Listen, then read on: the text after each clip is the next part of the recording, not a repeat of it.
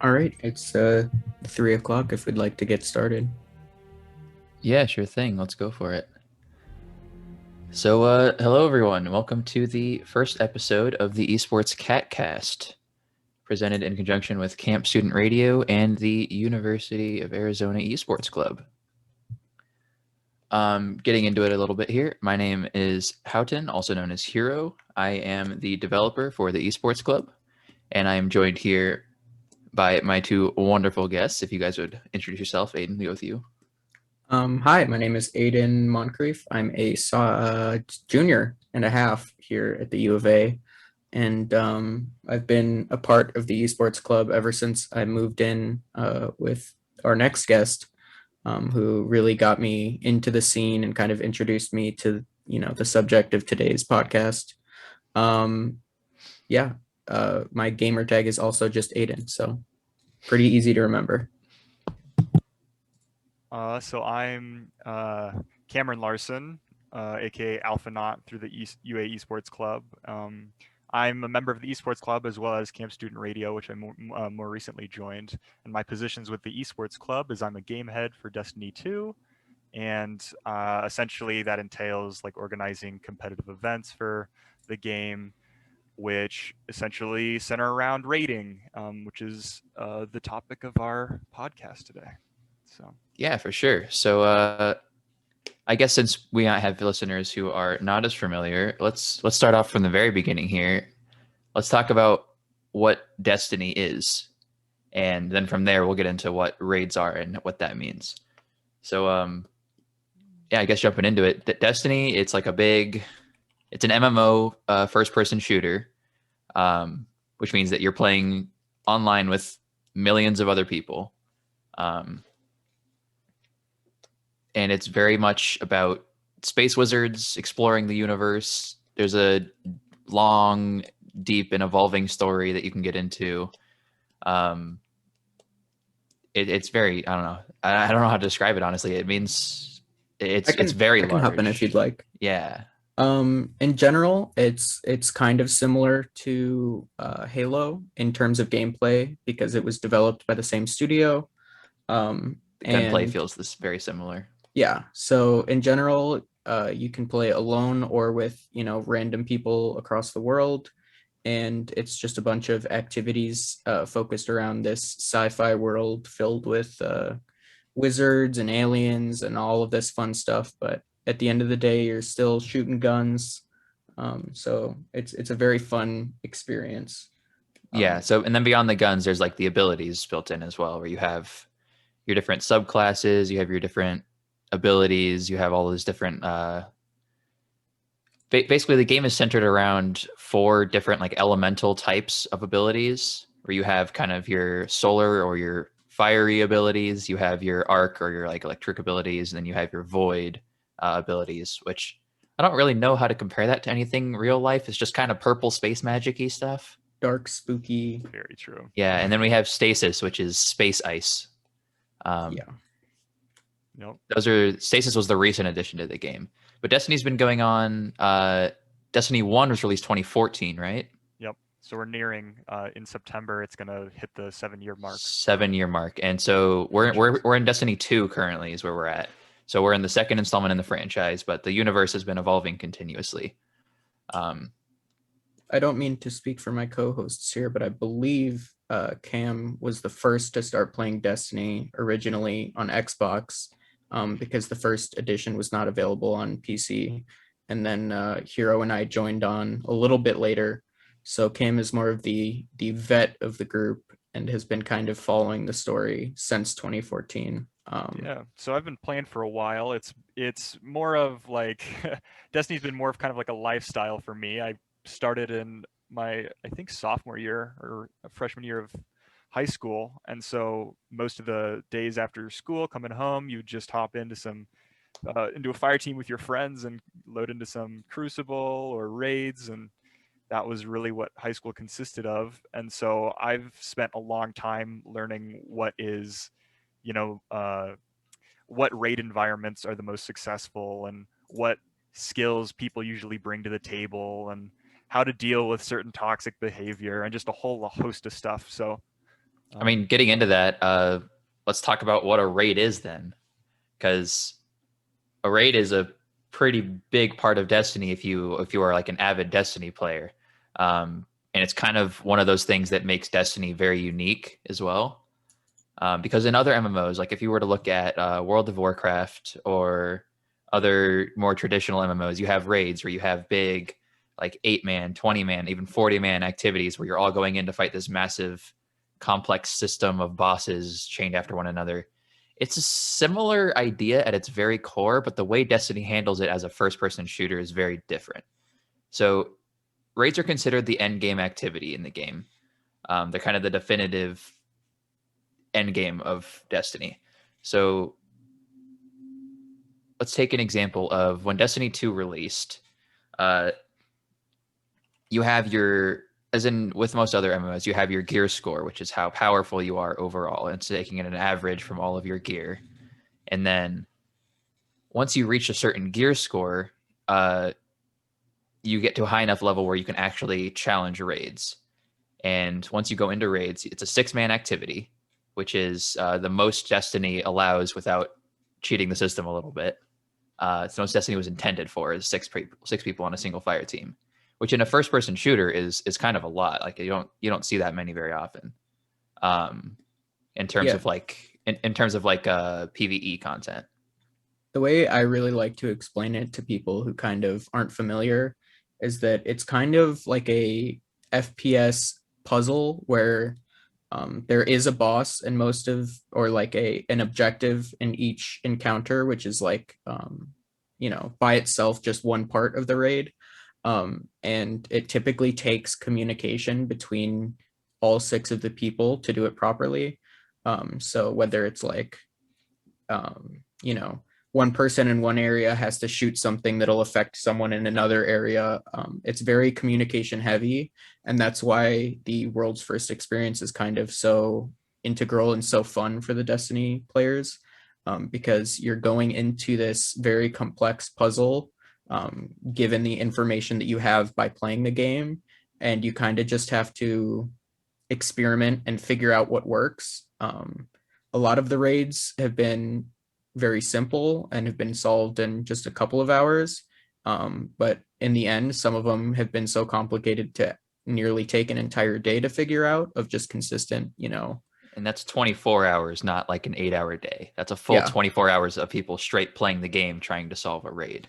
Not a work day, a full day. Maybe we should break apart, one of those puzzles from World's First. Yeah, maybe let's start.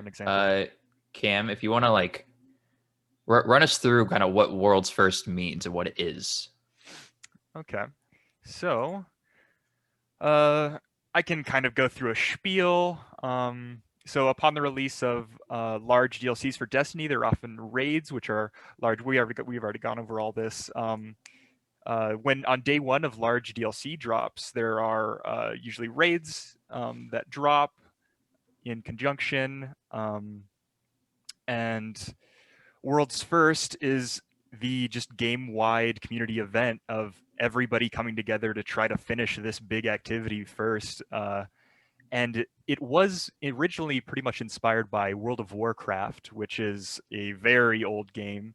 And raids kind of originated from there, and a couple of the Destiny developers were inspired and kind of introduced them into our game. And along with that came World's First.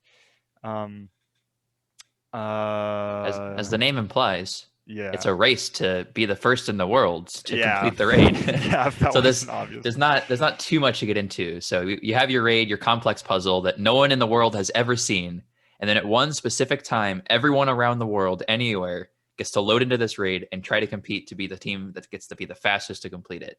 And Bungie, the developer of the game, does offer certain rewards, like a raid belt that you get if you win, for example, as well as a couple other things. Yeah, it is literally like a giant WWE style belt. And some content creators and like professional, professional players, that hold them in very high regard. And the one other thing I did want to mention before we like jump full into World's First is that these raids are very like spectacular Bungie likes to make them like these grand moments in the Destiny story.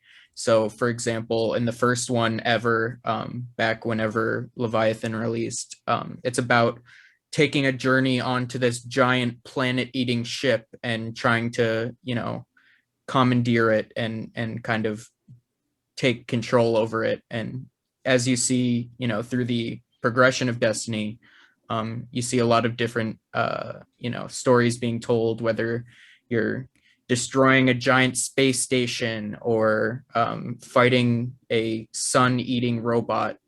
There's lots of crazy moments. And part Killing of what, a corrupted dragon that grants any wish that anyone makes near it with yeah, a drawback side effect.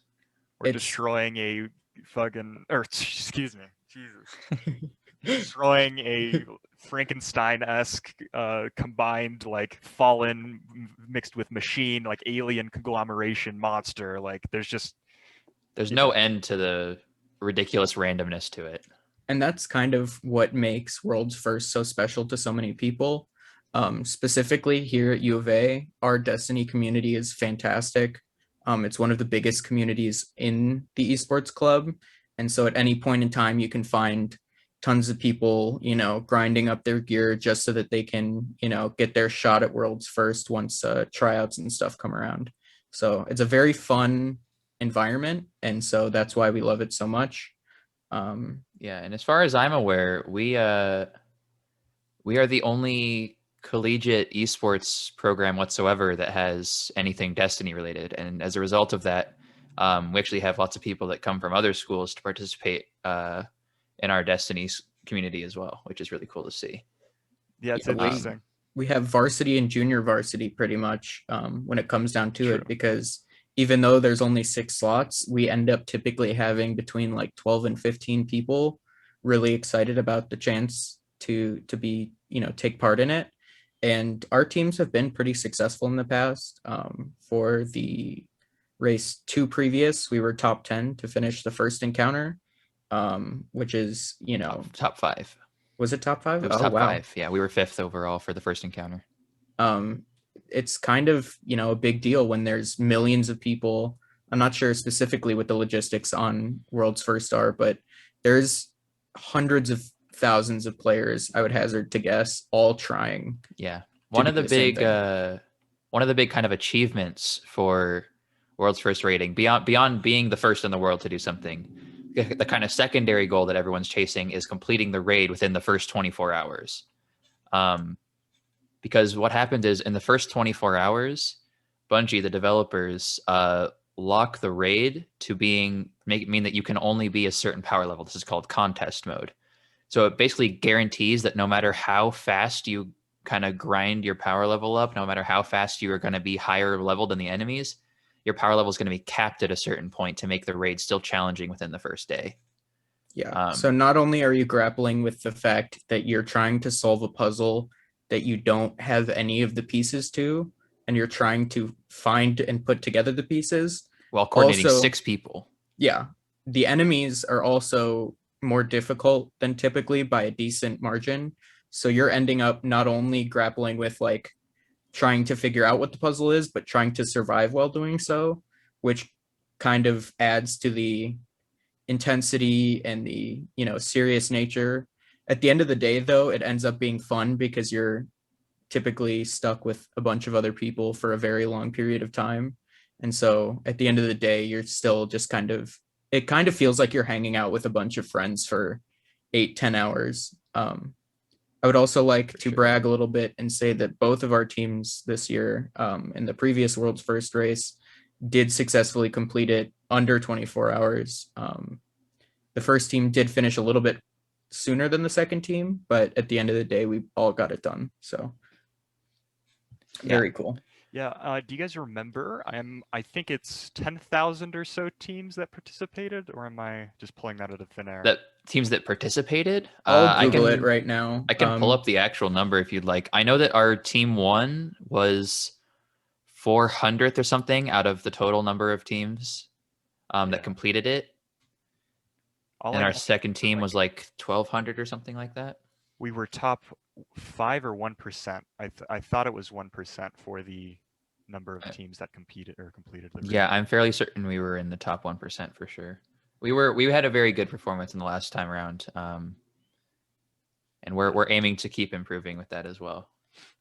Yeah, and it's interesting. Just we don't have to go down this rabbit hole, but when people kind of ask like, why is Destiny a game that we should have as a part of the club, or why?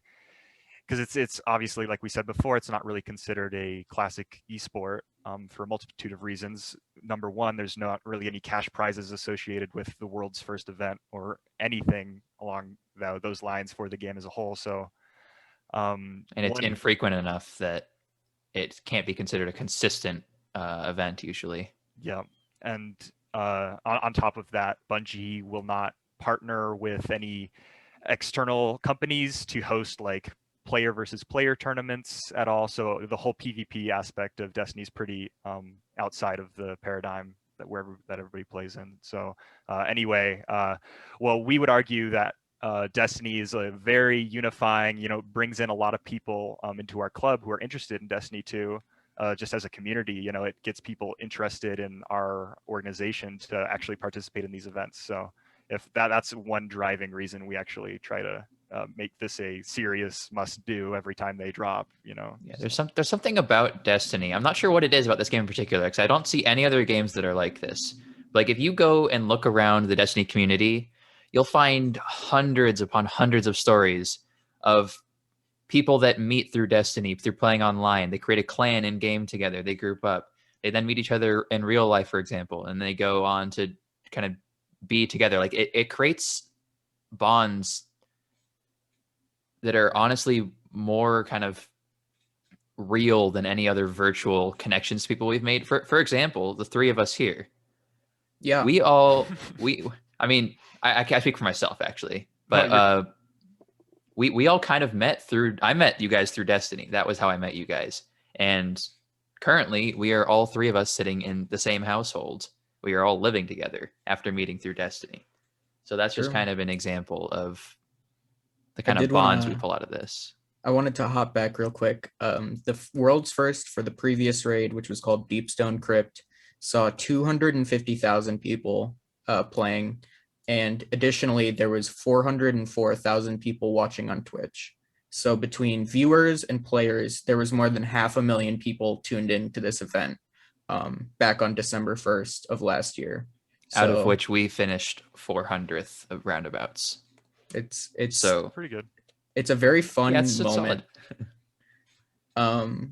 Would we like to hop into some of our talking points here? Yeah. So I guess let's talk about what we do for World's First then. Okay. I think Cam would. I think Cam probably should start off here. Be the one to start since he is the de facto leader, captain of the team. Yeah. Let me. So what was the exact point? Just what is your role when it comes to World's First? Okay. Whether this be like the process leading up to World's First, or whether it be in the event, like in the moment, take it however you want to. What is your role? What do you see it as? It's interesting. So I got into Destiny 2. I kind of have to start from here. Back in my freshman year, when our previous game head, No Limits Nick Hald, was he kind of brought me in, and I experienced a World's First as a tryout, or somebody who tried out for the group, and so I experienced that end of it, and I got to know Nick really well, and I got to know everybody really well. I think that's when I met Hero, and that's when I met a large body of our community, and eventually I was promoted to Nick's position when he graduated, and I was kind of given the choice of where I wanted to go with tryouts and what kind of structure I wanted to bring to the role of game head. And so essentially, when it comes to World's First, you obviously have to stay updated as a game head with news that comes from Bungie, the developers, and the dates when certain activities drop. But I would essentially get this knowledge and then start working on rubrics, and I would start sending out announcements and surveys for people who are interested. And when I say rubrics, I actually have a large list of things. So for example, just like you would see in school for like an essay. If you picture that like a 5-point rubric, we have communication, ability awareness, disengage / re-engaging in encounters, loadout efficiency, mechanics, and attitude. And those are just pretty broad categories. And on a scale of 1 to 5, 5 being the most proficient in those, I have a description that I provide all my players for what those categories, scoring that in those categories would entail.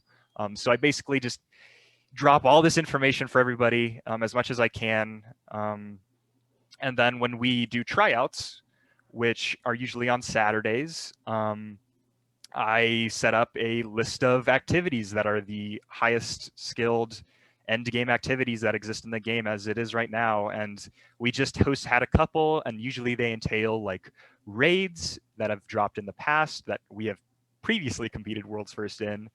And yeah, just basically we bring fire teams of 6 in. I judge those players while playing alongside them and kind of write down notes and rewatch footage.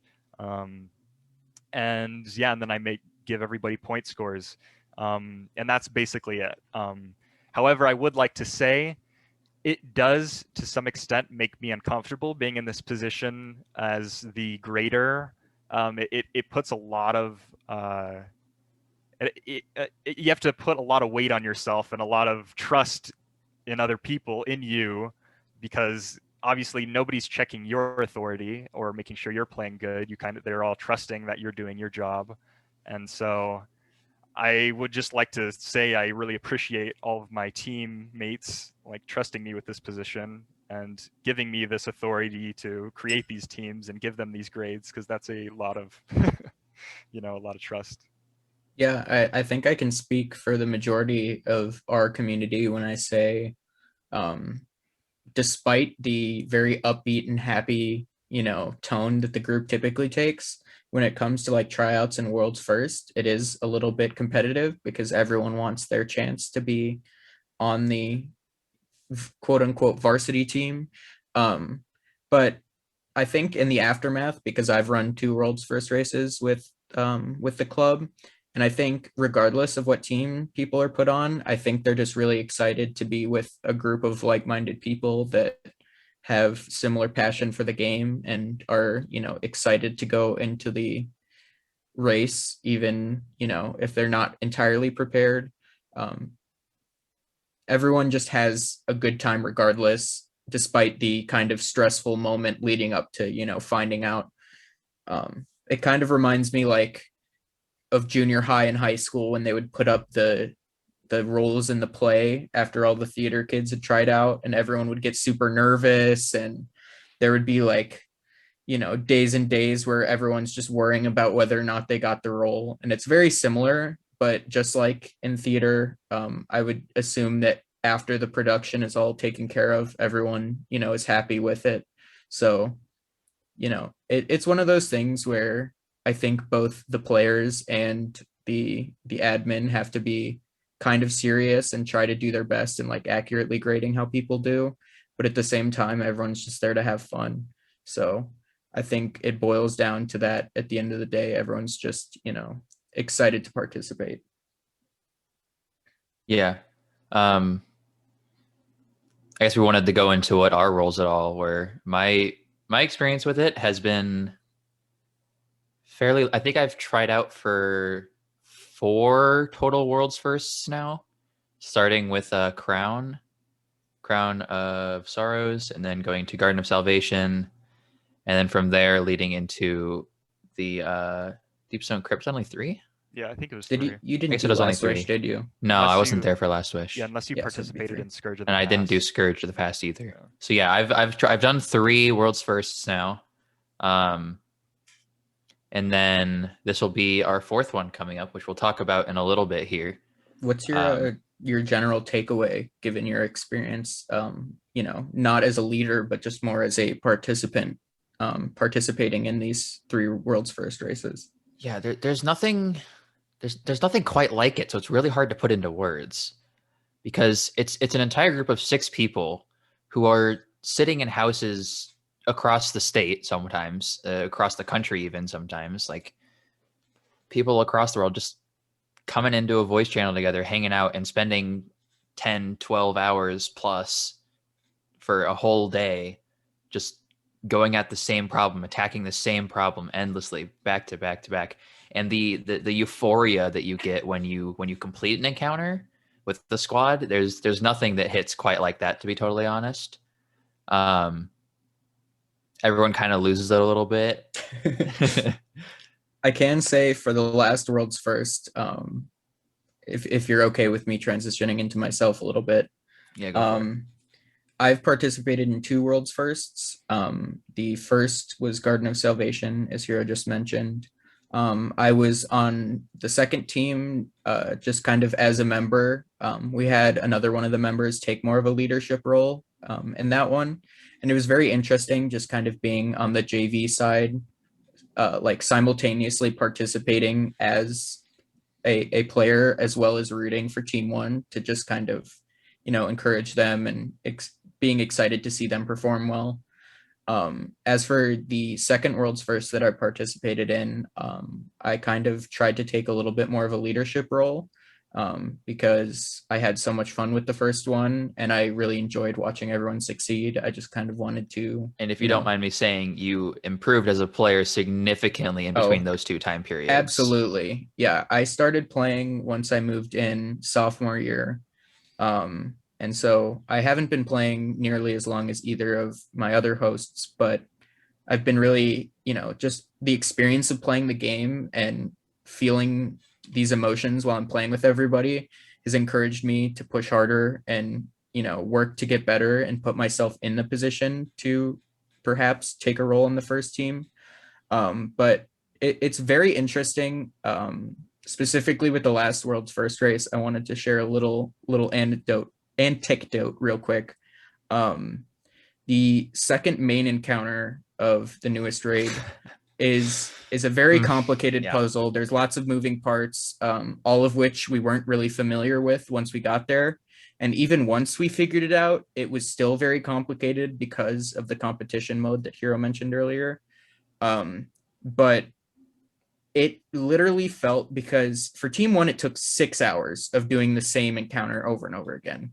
So, imagine finding a mission in a game, except you have to do a puzzle and it's with 6 people and it takes you 6 hours. What would you say held you guys back? Like I'm not really sure, but at the end of the day, the excitement I heard throughout the house once that 6th hour passed and the first team finished it, and then subsequently after 2 extra hours of the second team succeeding, that feeling was like nearly nothing else I've ever felt, not only in gaming, but just in general. It's so satisfying as a group to work with these friends that you've made over, hundreds of hours of playing together, and then, finally watching all of the gears just kind of turn properly and getting that final, succeed. There's no feeling like it. I really am, honored to have been part of it, and I'm really excited for the future of it. I hope this podcast, introduces people who weren't too familiar with the game or the group to participate, because honestly, in terms of like team-based games, I've tried like competitive games, PvP first-person shooters, and I think there's nothing quite like that feeling of just watching your whole team work perfectly in tandem and seeing the results of it. Yeah, let's shift that a little bit. So we're talking about the kind of euphoria and the good moments a lot. Let's talk about some of the rougher moments and what some of that looks like, because like we've said several times now, you're with a group of 6 people, the same group of 6 people for 10, 12 hours. It's not all going to be good. There's going to be some rough involved too. So I think Cam would probably be better off, just because I talked about Team 2 a little bit, and I'll hop back over once. Well, yeah, I'm going to want to hear your perspective for sure. Oh, absolutely. But I think we'll switch it up. We'll come back to Team 2. But I'm curious to hear about the trials and tribulations of, being the varsity team. There's been some history here. So first of all, that's why attitude is a large category on our Raiders rubric. But other than that, I would think my first experience with all that started in like Scourge of the Past, and we have a couple members, aren't necessarily ready. So going into Scourge of the Past, there are some people who've never done a World's First, so they're not really ready for the commitment that it can entail, the hours long drag it can be. So I think 6 hours in, we had a couple people who were starting to break, and I think we substituted a member in that raid. I think it was Wireless for somebody, or it was somebody for Fluffy. I don't remember, but so there's that. There's just a couple of people who can't hold out, right? And then there are also times when somebody will not tell anyone that they need a break, and they'll just get up and go make, let's say, mac and cheese for like 20 minutes while we're in a time crunch scenario. And then they get back and they're like, hey, I just made some mac and cheese. And we're like, well, you just made mac and cheese, bro. You should have, like, you should have. Where have you been? We've been trying to like run it. Like, come on. at the very least, like, let me know you're going to make food. I'll go make some my own food. Like, Jesus. Yeah, or someone is we're like for example in our Deepstone Crypt run, on that second encounter Aiden was talking about, that's kind of a very challenging, that was honestly the big turning point, like the challenging point for most teams was that second encounter. And we had figured out all the mechanics, and we literally were so close. All we had to do was execute on actually finishing it. And then one of our teammates doubled, is like, I'm gonna go make a sandwich now. And we're like, no, we want to complete this. We're so close. He's like, nope, sandwich time. Very much like being in an 8-hour escape room with your friends, and then suddenly one of your friends says, oh, I have a phone call, I have to go leave. And you're like, no, we want to finish it as quickly as possible. So I think the commitment ends up being, one of the limiters for a lot of people, but at the same time, it's so much fun. One of the things that I can say that I really appreciate Cam for, that I feel like wasn't stressed as much in the past, that I think we have a community have learned a lot in this as well. But I think Cam specifically, anyone who signs up for the World's First tryouts, there's information there that says like, hey, there's going to be a massive amount of grind, because generally what happens is you have an expansion drop and you have around a week or so. And during that week, you have to get your power level up to that cap for the raid. And it's a very hard grind. You have to put a ton of time into it usually. So one of the things that people just weren't prepared for that, or weren't able to commit that time. So one of the things we say now is like, hey, if you sign up for this, if you're committing to this, you need to be aware that you're committing a lot of time to this. And there's a lot of people relying on you to commit a lot of time to this. And so then that goes into the raid where you've been grinding hard for a whole week. You've been playing with people too. It's like generally the same people you're playing with in the raid are the same people that you've been preparing with all week. So in addition to you now being together for 10 hours, 12 hours, you've also been playing all week almost nonstop. I think for Deepstone, or no, it was the Garden of Salvation. When that expansion dropped, that dropped with the Shadowkeep expansion. That was when Destiny 2 first moved from Battle.net onto the Steam platform. So all of your hours were now getting tracked from scratch. I think in that first week leading up to the raid, I had logged over 100 hours of playtime, which is insane. That's an insane amount. And looking back, that was incredibly unhealthy, but like it just goes to show you how much dedication and grind time goes into it sometimes. Yeah. Currently, as it stands, I think almost all of our World's First tryouts members are at 1,000 hours or more on Steam specifically, which again has only been out for a year and a half now. Yeah, about that. So it's a lot. I'll chime in here real quick to give the Team 2 experience, because it's a little bit different, very much in the same way that like junior varsity athletics are a little bit different than varsity athletics.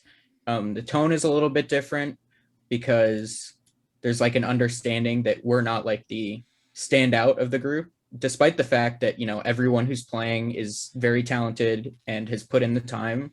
The tone just generally ends up being lighter, but despite that, you end up seeing like people getting super tired. You see people, that have been, preparing for months and months, just kind of, lose their luster a little bit.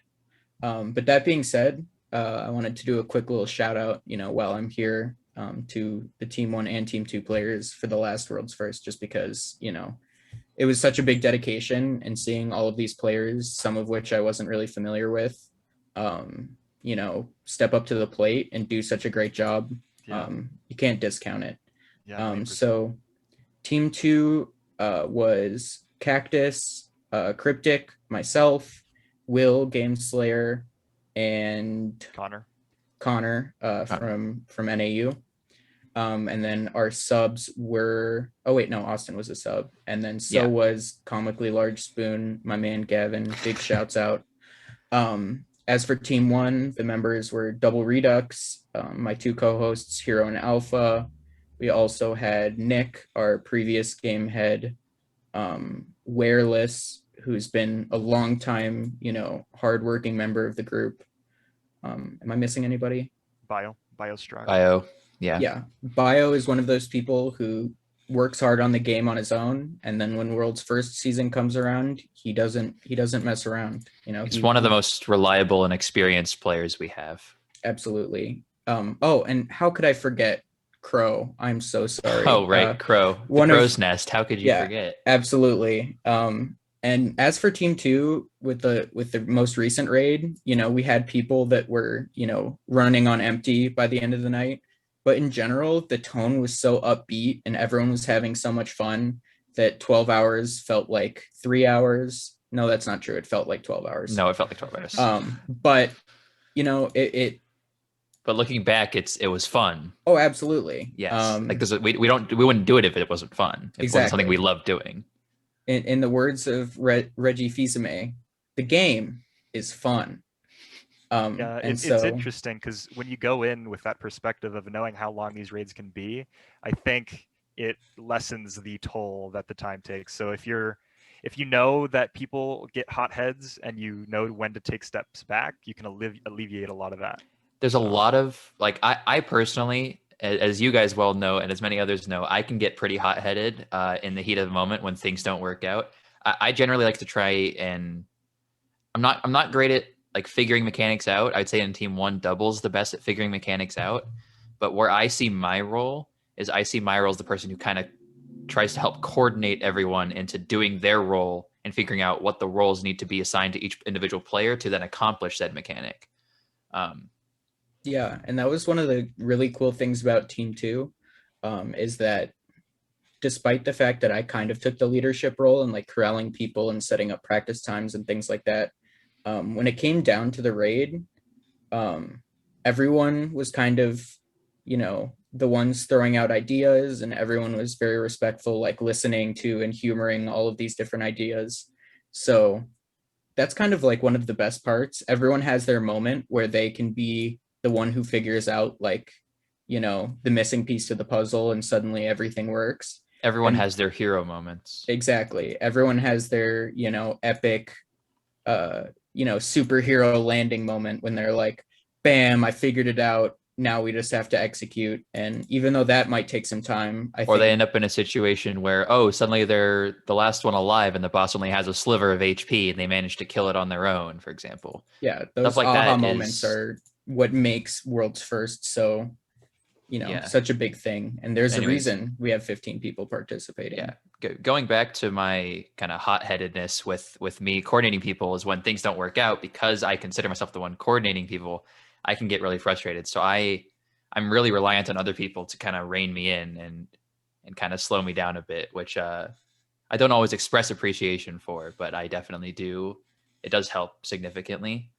And I think one of the biggest mindset shifts that I've noticed between the most recent World's First and previous ones, for context here, the most recent World's First was our first time getting a day one completion. We had not done that previously. Yep.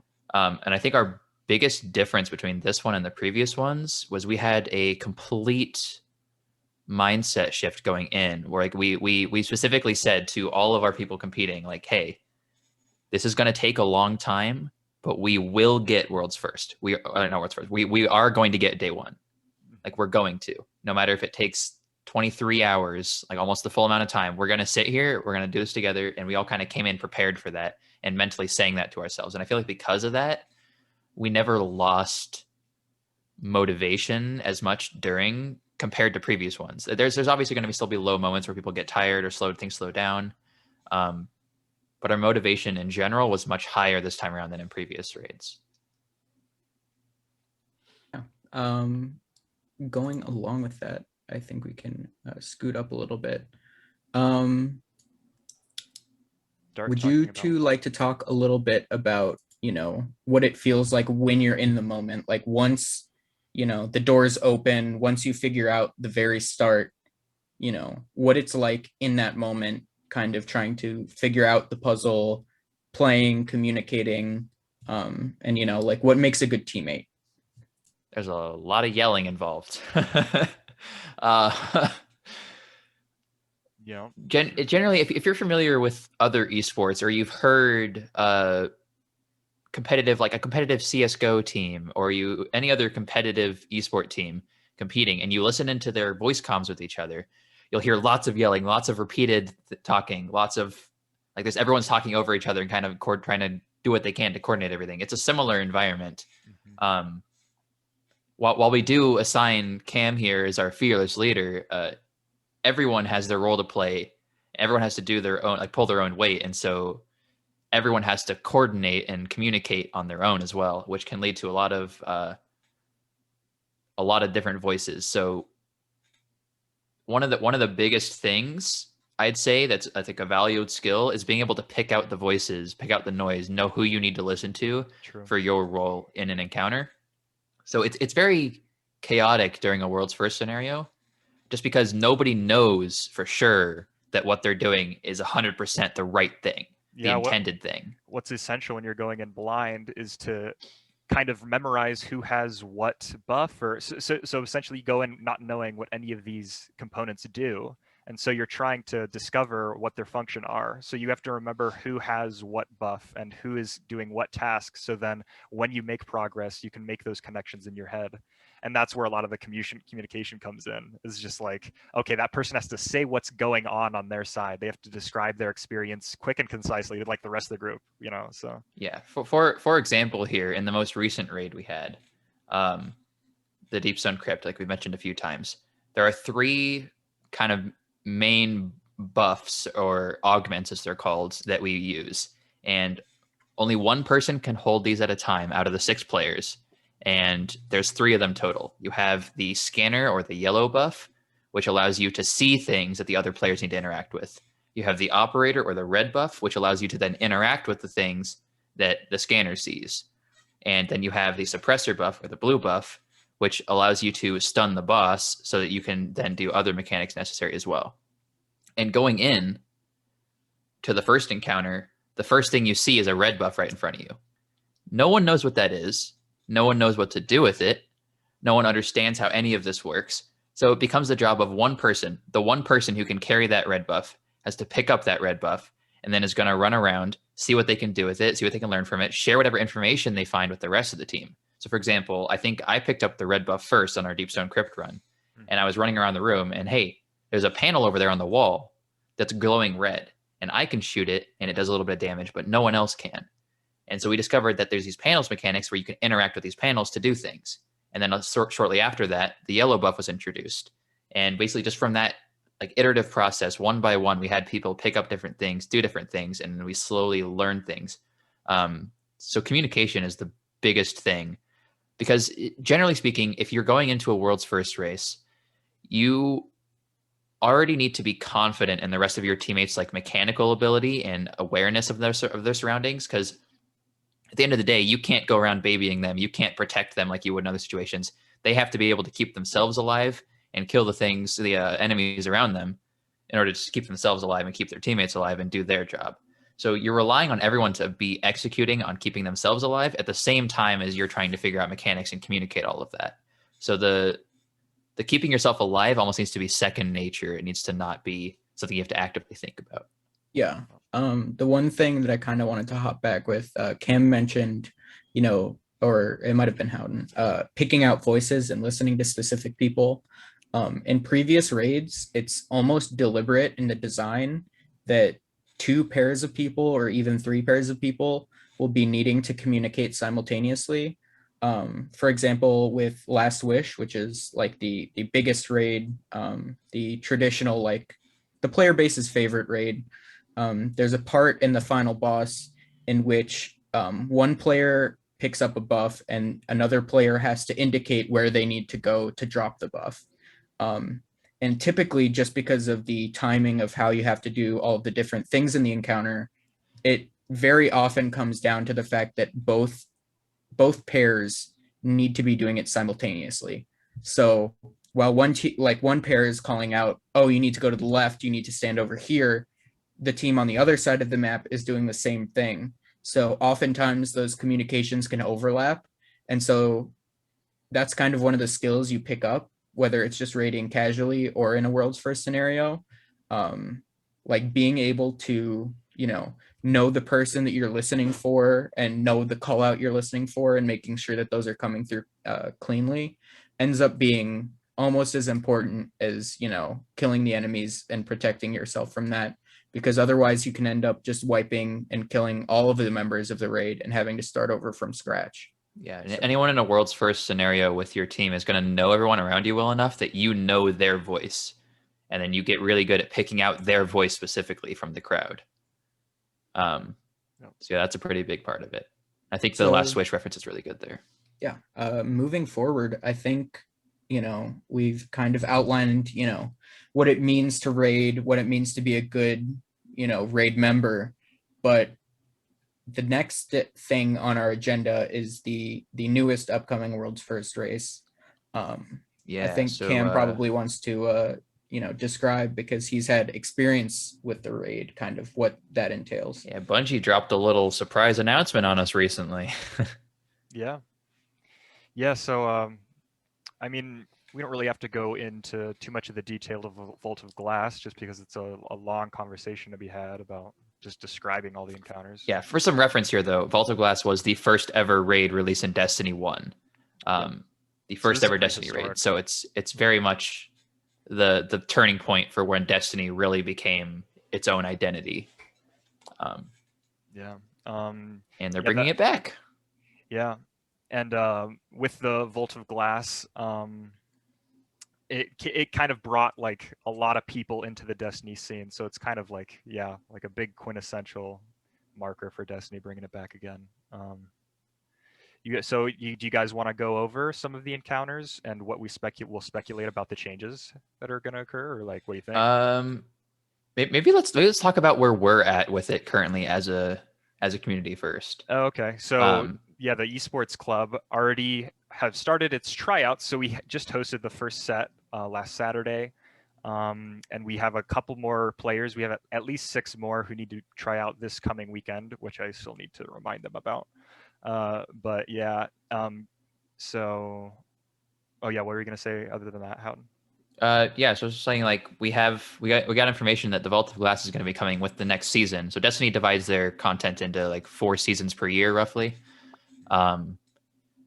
Very similar, if you're familiar, just for the general crowd. If you played Apex Legends or Call of Duty or even Fortnite, those traditional 2 to 3 month periods where you have your where, seasons and your battle passes and new all those activities, a power increase, which kind of incentivizes you to kind of grind up your light back to the maximum.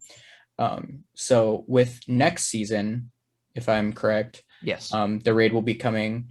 And so it kind of resets the clock with what we've described previously, where people have to get their gear up to light. They have to, make sure that they have all of the tools at their disposal necessary to kind of, fulfill their role. And in doing so, get ready for a raid that, to be honest, the majority of our community, specifically at U of A, hasn't even seen before. And so the cool thing about it is, we have a couple members that have done it previously in the Destiny 1 context who are going to have that, like, prior knowledge. But with the information we've been given so far is that it's going to be revamped and that there will be additional challenges necessary to achieve that day one or that world's first completion. So despite having, a significant amount of information, given the fact that, the raid already exists, there's still kind of that rush we're going to have once we get down to it, where, despite knowing how many of the mechanics work, there's definitely going to be some wrenches thrown in, whether it be new enemy types or, additional things that you need to be doing that are kind of going to supplement and add to the experience and kind of add that world's first, rush and curiosity back to a raid that a lot of people have intense nostalgia for, because it's been over 5 years since the raid came out, if I'm correct. Yeah. It's been about 5.5, I think. Yep. So despite the raid coming back, there's still so much to explore, and you still get that light grind experience, all of those things building up to it. So personally speaking, I'm very excited. And as you guys know, we've already kind of talked about it amongst ourselves, but this world's first race is going to be a little different. So it's not just the single completion of Last Wish, because like we talked about, that's already happened. We've already seen a lot of these Vault encounters. of Glass, not Last Wish. Vault of Glass, sorry guys. Vault of Glass.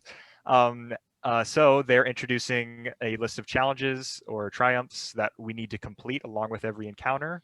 When we actually complete these along with the finish of Vault, we get world's first. So that's going to be what's different about this race. And yeah, we could speculate. What do you guys think? I never did Vault of Glass, so I can't even throw in any speculation whatsoever. Yeah, I think once we have the two teams nailed down, we'll probably go into it more and have people who've done Vault of Glass kind of give a rundown. But for the time being, it's kind of just for the people who are mainly focused on Destiny 2, it's essentially just a new raid. It's another world's first. Yeah, exactly. Don't know anything going in. You're going in blind. That's what it feels like to me. It's just there's nothing. I get a little bit of excitement because I felt like I missed out on Vault of Glass a little bit. I missed out on that Destiny 1 experience. I didn't play Destiny 1 enough to be in any raids. And so I'm kind of excited just to be able to kind of get a feel for what I missed, I guess, a little bit.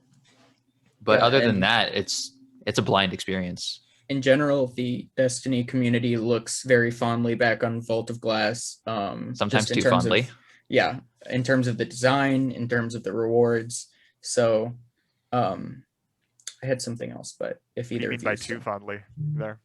Sometimes the community likes to look at old Destiny 1 things with rose-tinted glasses, and they see things in Destiny 1 and they're like, oh, I wish that was a thing. And they very much have a grass is greener on the other side approach to it, even though if you look at it, objectively speaking, Destiny 2 is in a far better state than Destiny 1 ever was.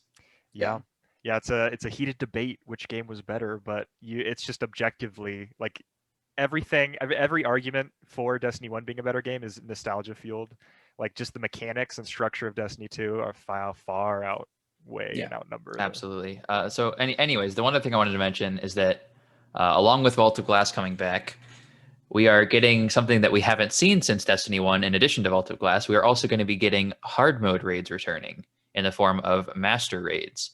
So this is something the community has actually been asking for a long time, that we had in Destiny 1 but didn't in Destiny 2. So this is coming back now, where we have the raids, and once the raids, the contest mode is gone, so you can have power level be whatever you want, and you're over leveled on all the enemies, and the mechanics. Raids tend to just run like butter. They just go. Everyone knows what they're doing. Everyone runs in. Everyone can do it kind of without thinking. People have karaoke nights while doing a raid because people just know how to do everything so well they don't even really need to communicate it as much. But with hard mode raids, it's where things get hard again. It's not running on autoplay. You can't just do it on your own without thinking about it. It gives more of that challenge back from the day one feel, in terms of the enemies kill you way quicker and so on and so forth. Yeah, along with that, I did want to mention, for those who aren't super familiar with Destiny 2 or kind of have a loose understanding about it, it's one of the few games in the AAA space where the developers are very open and in contact with the members of the community. So with one of our recent batches of patch notes, we got all of this information about what World's First Vault of Glass is going to look like, hard mode raids. And, as a person who plays video games, you can often feel like the developer just doesn't know what the typical player looks like or how they act. And that's a thing that you definitely can feel with Bungie and Destiny 2. A lot of the things that they're introducing in the next season are heavily based on community feedback. And that's a thing that you often don't see, whether it be like an overpowered weapon in a game or, the gameplay loop getting stale. Bungie has been, you know, way better than most developers in terms of taking feedback from the community and actually applying it to their expansions and their updates, which I think is a very admirable, Yeah, for sure. They definitely still have their moments where we're like, Bungie, what are you doing? but they overall they're the most active developer in terms of communicating I've ever seen. And actually, originally Activision was the one who published Destiny, and then Bungie was just the developing studio. But then Activision was basically trying to take the game in a direction that Bungie wasn't super excited with. So from that moment, Bungie basically decided to have a split with Activision. And from there, Bungie really just they've completely taken over the game. It's entirely their own, and they're taking it wherever they want it to go. And they are very community involved in that regard as well. I don't want to bring up too much more because we're running a little low on time at this point. But one of the biggest exciting things in Destiny is when secret hidden missions come out that people discover in the game. If you're curious, look into the Corridors of Time event, and that one will be a nice rabbit hole for you to explore. As we're winding down, I wanted to get to our last talking point here. How do you two feel specifically about the current meta of, PvE in Destiny, and what do you think, personally or just in general, you're gonna think that the meta will look like once we go into that world's first scenario? We have never been. This is a personal opinion. This is all opinion based. I think that currently the state of Destiny 2 and PvE specifically, not PvP. We don't want to. That's a whole another beast. We're not going to go into that. In PvE, Destiny has never been in a situation where it is more possible to run whatever you want at a very high level than it is currently. Yep, I agree. There are so many different ways you can build things. There's so many different ways you can play the game. It's really just about you making it your own.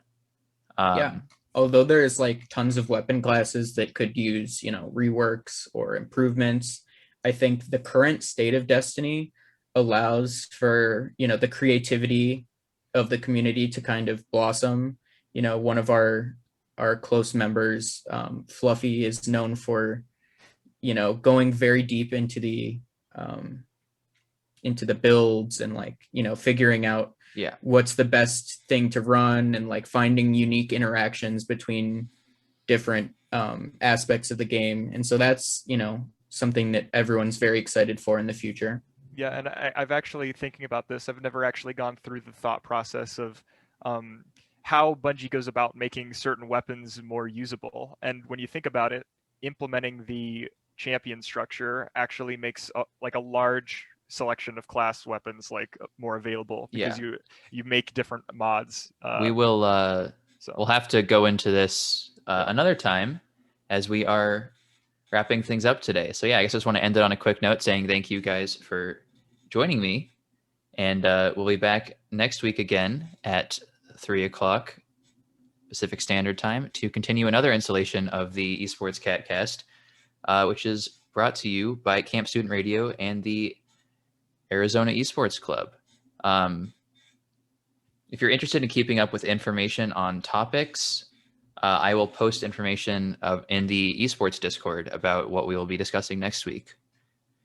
Absolutely. Thank you so much for having me. Yeah. It's been great. Thanks, everyone.